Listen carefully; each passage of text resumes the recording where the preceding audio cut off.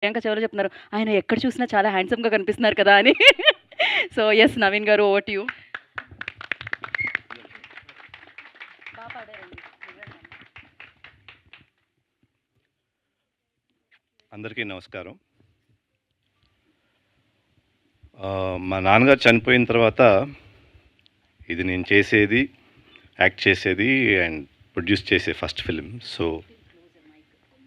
So ఆయనకి respects ఇవ్వడానికి few seconds will just pay homage.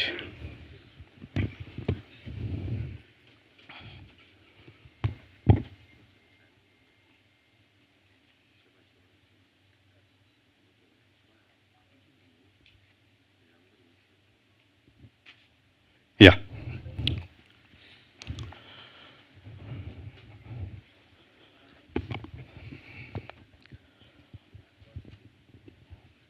So firstly I want to address one thing is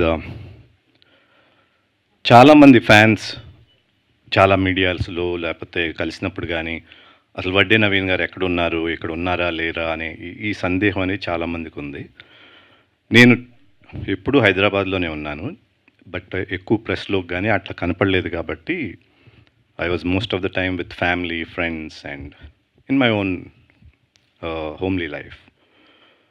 so అయినప్పటికీ ప్రతిసారి fans కానీ audience, Telugu audience కానీ ఎక్కడోసారి నన్ను గుర్తు చేస్తూనే ఉన్నారు. For that I'm very thankful to them.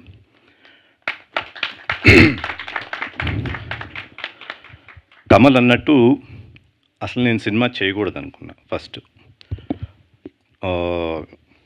గీత గారు అడిగారు బ్రేక్ ఇచ్చారా తీసుకున్నారా అని కదా. గ్యాప్ వచ్చిందా ఇచ్చారా? సో రెండు ఉన్నాయి.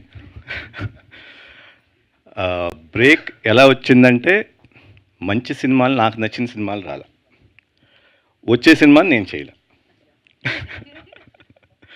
సో అట్లా రెండు విధాలుగా బ్రేక్ వచ్చింది. బట్ దెన్ ఆ తర్వాత చాలామంది కథలు వినిపిస్తూ ఉన్నారు, వింటా ఉన్నాను. ఆల్మోస్ట్ లైక్ 5 years అనుకుంటా. సతీష్ అయితే మా ప్రొడక్షన్ ఎగ్జిక్యూటివ్ ఆల్మోస్ట్ ఒక 3 years నుంచి ఎక్స్టెన్సివ్గా ఎన్నో నెంబర్ ఆఫ్ స్క్రిప్ట్స్ విన్నాను. అన్ని థ్రిల్లర్స్ బాగున్నాయి, బాగలేదు అంటలేదు కానీ బట్ నేను అనుకున్న స్టైల్లో లేదని నాకు అనిపించింది. Then came Kamal. కమల్ వచ్చినప్పుడు త్రిమూర్తులు క్యారెక్టర్ ఒకటే చెప్పాడు. కథ సూసాయిగా ఉంది కానీ but not in full. Character నచ్చింది, టైటిల్ చెప్పాడు ట్రాన్స్ఫర్ త్రిమూర్తులు. ఈ రెండితో ఆల్మోస్ట్ 1 year కూర్చున్నాను, డెవలప్ చేశాను. సో అక్కడి నుంచి డెవలప్ అయ్యే లాస్ట్ మినిట్ వరకు కూడా సినిమా చేస్తానా లేదా అనేది సందేహమే. వస్తే మంచిది చేద్దాం, లేకపోతే ఇట్లా ప్రశాంతంగా ఉందాం అన్నదే ఐడియా.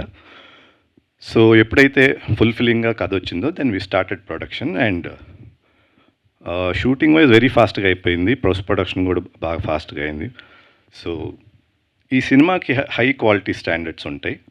కథ పరంగా, కంటెంట్ పరంగా స్ట్రాంగ్గా ఉంటుంది.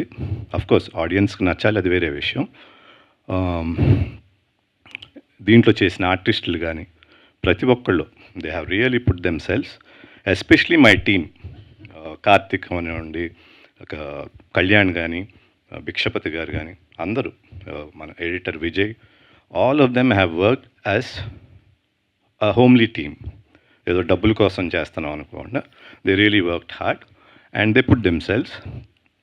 సో ఇట్లా ట్రాన్స్ఫర్ త్రిమూర్తులు అనేది ఫామ్ అయింది. పోస్ట్ ప్రొడక్షన్ కూడా అయిపోయింది, ready for release.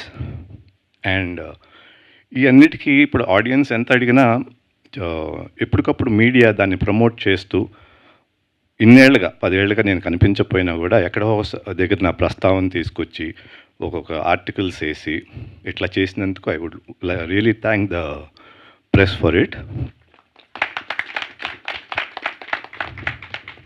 And coming to my heroine, Rasi, she's an excellent performer.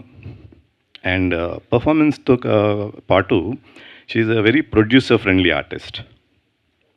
ఎట్లా అంటే టైంకి రావటం, ముందే టైంకి ఉండటం, ప్రిపేర్ అవటం, దానికి సీన్ ఇస్తే she's on the job and she's multi talented. చాలా బిజినెస్లో కూడా చేస్తాను. Sometimes when I see her it intimidates me, ఏంటి ఈ పిల్ల ఎట్టా చేస్తానని. So all this is an inspiration from her. And that's about రాశి. అండ్ ఓవరాల్గా ట్రాన్స్ఫర్ త్రిమూర్తులు స్ట్రాంగ్ కంటెంట్తో మీ ముందుకు వస్తుంది. I hope all of you will like it. And I really thank the audience for keeping me alive for the last 10 years. Thank you. Thank you sir, thank you so much. And of course ఆ రోజుల్లో ఆ సినిమాలన్నిటితో నవీన్ మీ పేరులో